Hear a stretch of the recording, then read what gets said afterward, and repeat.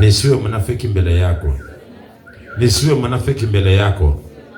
Kwa jina la Yesu. Kwa jina la Yesu. Kwa jina la Yesu. Kwa jina la Yesu. Nakataa unafiki mbele ya madhabahu, mbele ya kanisa. Niwe msaada kanisani na kwa watu wa Mungu. Kwa jina la Yesu. Sema amen. Mungu akahitimisha nadhiri yake na kuombea siku ya leo. Bwana akupe roho wa kukusaidia kufanya mambo makubwa katika jina la Yesu. Sote tuseme amen. Number one, there is power to have spirit in you. Kuna nguvu unapopokea roho ndani yako, iwe roho ya Mungu ama ya mapepo. Hata ya mapepo ina nguvu yake. Ndio tunaombeanga watu wanalipuka mapepo, ni roho ile, na tunayatoa kwa jina la Yesu. Number two, spirit will help you to do mighty things. Huyo roho akiingia ndani yako atakusaidia kufanya mambo makubwa katika maisha yako. Kila wakati unapokuwa na roho ndani yako, yule roho atakupa nguvu ya kukuwezesha yenye faida, iwe ni ya masetani, iwe ni ya Mungu. Lakini wa Mungu ana afya zaidi akiingia mwanadamu. Namba 3, omba Mungu akupe roho wa kukusaidia wewe na kukuwezesha wewe, ili kila wakati huyo roho atakuwa anakusaidia kuungama dhambi inapotokea katika maisha yako. Kama vile tumemwona Yefitha alimuomba Mungu na Mungu akampa roho, na yule roho akamsaidia kuwapiga wana wa Amoni na akawaua kwa uwaji mkuu, na alikuwa ameweka nadhiri kwa Mungu akiwa ndani ya roho. Kile kitu kitakacho laki mbele yangu nitakitolea kiwe dhabihu ya kuteketezwa.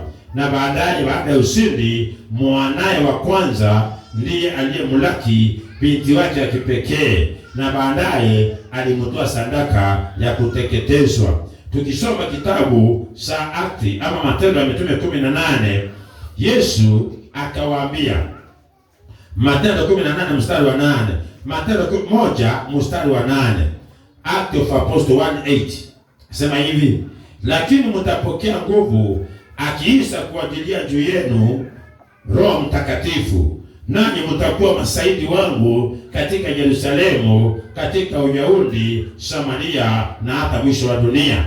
Huyo roho akiingia ndani yako ndiye anayenisaidia mimi kuwa shahidi wa Yesu, na sio watu wote watakuwa mashahidi ya Yesu kwa kuhubiri Injili. Wengine kwa biashara zao wanakuwa mashahidi wa Yesu. Watu wataona kweli au wameokoka. Hata wakati mnalima mashamba yenu, watu wanaona kweli wameokoka hawa. Unapofanya shughuli zako za kila siku, watu watakiri Yesu kwa matendo yaliyo ndani yako, na atakaye kuwezesha kwa mambo yote ni roho huyo wa Mungu ama Roho Mtakatifu unayempokea kila wakati. Yohana 14 mstari wa 23, maandiko yasema hivi: Yesu akajibu akawaambia, mtu akinipenda atalishika neno langu, na Baba yangu atampenda, nasi tutakuja kwake na kufanya makao kwake. Mtu asiyenipenda hayasiki maneno yangu, nalo neno langu mnalosikia sio langu, ila ni lake Baba aliyenituma ama aliyenipeleka.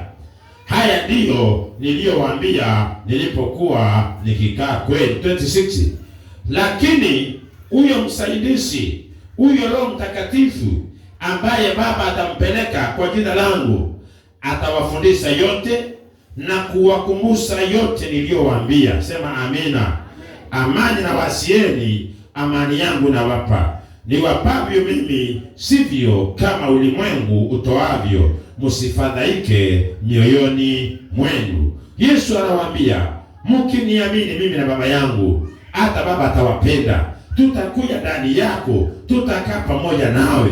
Na akawaambia, huyo Roho atakapokuja kwenu atakuwa msaada, atawasaidia. Wewe kila wakati unaombea gari, ombea kwanza roho ajae ndani yako. Unaombea ndoa, mwambie Bwana akujaze roho wake. Huyo roho atakuelekeza na atakuwa msaada katika maisha yake. Tamani sana kujawa roho huyu. Unaona Musa vile anaambiwa na Mungu, nitakata sehemu ya roho yako, nitawapa watu hawa ili wabebe mzigo pamoja nawe. Hata kubeba wokovu ni roho, kufanya biashara ni roho, kulima saba ni roho. Kwa hiyo maigulinesa, hata elimu ya watoto yako inamhitaji roho. Huyu roho ni msaada mkubwa sana ndani yetu. Ndiye anayetupa nguvu, ndiye anayetuwezesha, ndiye aliyenibeba akanipeleka mlimani maombi. Siwezi tena kujinyima hivi hivi, lazima niongozwe na roho. Ukienda kufunga, kuna mtu hapa amewahi funga bila kuongozwa na roho. Ikifika saa 3 asubuhi anasikia njaa. Unakula saa 4 saa 7 unakuwa umekula, unafungua. Wai, Roho Mtakatifu hakukuongoza. Kwa hivyo hata eneo la maombi ya kufunga linamhitaji roho. Umsindikishe roho na umwambie kwa nini unafunga. Maana unapofunga ni kana kwamba nataka kwenda kumuona Samia, nataka kumuona Ruto, lazima nieleze ni kwa nini. Nahitaji roho wa Mungu akajae ndani yangu, akajae ndani yangu, akawe kiongozi wangu na maisha yangu yabadilike kwa jina la Yesu. Kwa sauti tuseme amen.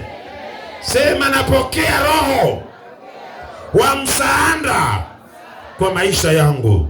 Sema amen. Sema amen. Huyo roho akiingia ndani yako au mtu wa kawaida tena. Wakorintho wa pili 3:17. Maandiko yasema hivi. Basi Wakorintho wa pili 3:17 anasema hivi. Basi Bwana ndiye roho, walakini alipo roho wa Bwana, hapo ndipo penye uhuru. Na Kiingereza anasema now the Lord is the Spirit, and where the Spirit of the Lord is, there is liberty. There is liberty. Where the Spirit of Lord is, there is liberty. Kila mtu wote tunakuwa na sehemu ya kuchochea na tutakuwa part of that spirit. Tunakuwa sehemu ya hiyo roho na kusaidia hiyo roho ipate kudumu, na baadaye hii roho iko hapa itaanza kuokoa na mji wa Nia Njema, itaokoa Bagamoyo, itaokoa na Tanzania pia katika jina la Yesu. Mwangalie hai. Pale Bwana Chacha unafanya kazi, ukipata msara wako mwisho wa mwezi, unajua kuna mahali na abudu, unachukua fungu lako la 10 unapeleka pale. Kila wakati unapochochea ile roho, msara wako uta increase na ile utapanda, na ile pesa imebaki nyumbani kwako itafanya biashara ipate faida, na kule unafanya kazi itabaki imekaa.